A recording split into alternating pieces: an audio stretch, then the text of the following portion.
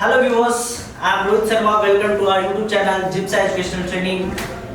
हर बार की तरह फिर एक बार आपके सामने मैं एक वीडियो लेके आया। जो आप इसकी पिछली वीडियो में आपने देखा था कि मैंने हेल्थ एंड सेफ्टी मैनेजमेंट के बारे में, OSHMS के बारे में आपको बताया था कि वो उसको कैसे आपको इंस्टीट्यूट करना है, जिसमें हम PDCA की टॉपिक को डिस्कस किया था।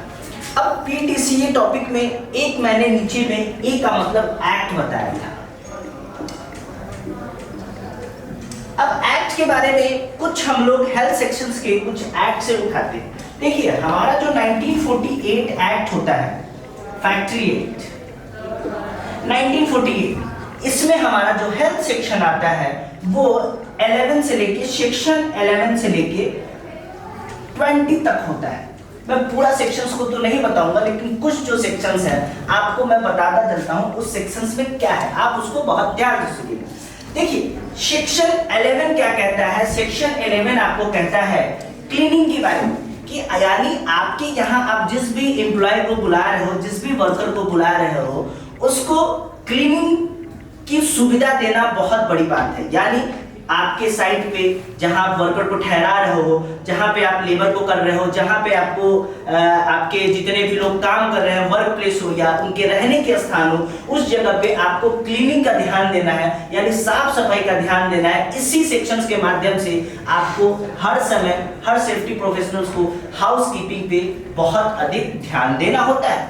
इसलिए सेक्शन 11 हमारा क्लीनिंग की बात करता है, जिससे एक वर्कर और एक एम्प्लॉय का जो हेल्थ सेक्शन है वो बेटर वे में रहेगा, हाइजीनिक रहेगा। सेक्शन 12 क्या कहता है? सेक्शन 12 कहता है डिस्पोजल ऑफ वेस्ट मटेरियल। मतलब क्या है? जितने भी वेस्ट मटेरियल है उसको आप इधर उधर थ्रो आउट नहीं कर सकते। उसकी वजह से अगर इधर उधर थ्रो आउट करेंगे तो उसकी वजह से आपको बीमारी फैलेगी, डिफरेंट टाइप ऑफ चीज फैलेंगे वहां पे।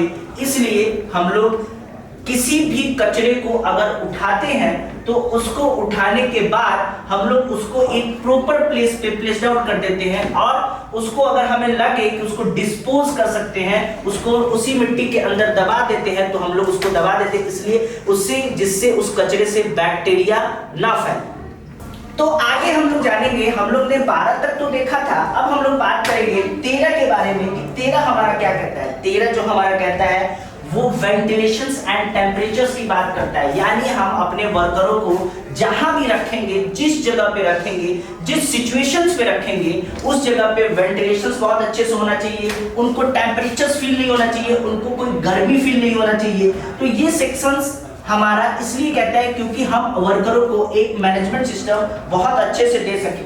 ठीक है। उसके बाद हम लोग बात करते हैं आर्टिफिशियल ह्यूमिडिफिकेशंस का, यानी किसी जगह पे हम लोग को अच्छे से मॉइस्चरिंग होना चाहिए, टेम्परेचर अधिक नहीं होना चाहिए। उसके बाद फिर हम लोग जो बात करते हैं वो बात करते हैं ओवरक्राउडिंग की। ओवरक्राउडिंग की बात हम लोग 16 में करते हैं। ओवरक्राउडिंग का मतलब क्या है कि अगर आप कहीं भी किसी एम्प्लॉय को बुला रहे हैं तो जो उसके रहने का यूजेज जो आप कर रहे हैं बहुत अच्छे से कीजिए। वहां पे भीड़ भाड़ इलाका नहीं होना चाहिए। वहां पे जो लोग भी रहते हैं वो अच्छे से रहे। एक रूम में जितना स्पेस है उतना ही वर्करों को रखने का समय। ओवरक्राउडिंग, ओवरवर्क करने का मतलब भीड़ भाड़ नहीं होना चाहिए, उनके रहने का प्रॉपर व्यवस्था होना चाहिए। ये हमारा ओवरक्राउडिंग होता है, जिससे आपका मैनेजमेंट सिस्टम चलेगा। नेक्स्ट हम लोग बात करते हैं लाइटिंग के बारे में, कि अगर हम जहां भी काम करें वहां पे प्रॉपर लाइटिंग होना चाहिए। तो हम लोग ने इतने सेक्शंस को आज डिस्कस किया। ये सारा सेक्शन जो हमारा है 11 से लेके 20 तक, ये सारा सेक्शंस इस एक्ट के माध्यम से, इस सेक्शंस के माध्यम से, जो एक्ट हम लोग ने 1948 को डिस्कस किया, इस सेक्शंस के माध्यम से हम लोग किसी भी वर्कर के हेल्थ सिस्टम्स को प्रॉपर वे में मेंटेन कर सकते हैं। आई होप आपको ये वीडियो अच्छा लगा होगा। इस एक्ट को तो मैं सिर्फ इस तरह से डिस्क्राइब किया हूँ इसलिए क्योंकि हर कंपनी के लिए अलग अलग एक्ट होता है। मैं एक्ट कहने का मतलब क्या है कि जो कंपनी के लिए रूल एंड रेगुलेशन सेट करता है उसके माध्यम से आप अपने कंपनी में काम करते हैं, उसको एक्ट कहते हैं।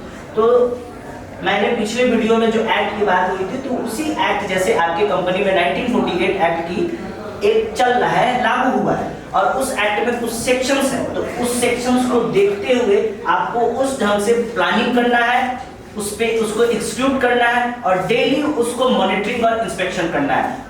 सेफ्टी हेल्थ मैनेजमेंट का प्रोग्राम यही होता है। नेक्स्ट वीडियो में हम लोग फिर आएंगे, तो कुछ मैं बातें करूंगा किसके लिए, इस आपके हेल्थ सेक्शन में स्पिटिंग भी होता है, लाइटिंग भी होता है, ड्रिंकिंग वाटर भी होता है, लैट्रिन एंड यूरिन फैसिलिटीज भी होती है। ये सारा 11 से 20 तक है। अगले बार तो हम लोग आएंगे तो कुछ आपको सेफ्टी सेक्शंस में बात करेंगे, जिस सेफ्टी सेक्शन में 40B के ऊपर हम थोड़ा बहुत जिक्र करेंगे, जो अपडेट आया हुआ है फैक्ट्री एक्ट, उसके बारे में हम लोग थोड़ा बहुत जिक्र करेंगे। तो चलिए, आई होप आपको वीडियो अच्छा लगा होगा, क्योंकि मैं इस वीडियो को ज़्यादा लंबा करना नहीं चाहता हूँ। आप ऐसे ही हमारे वीडियो को लाइक करते रहिए। हम लोग फिर मिलेंगे नेक्स्ट वीडियो। Bye bye.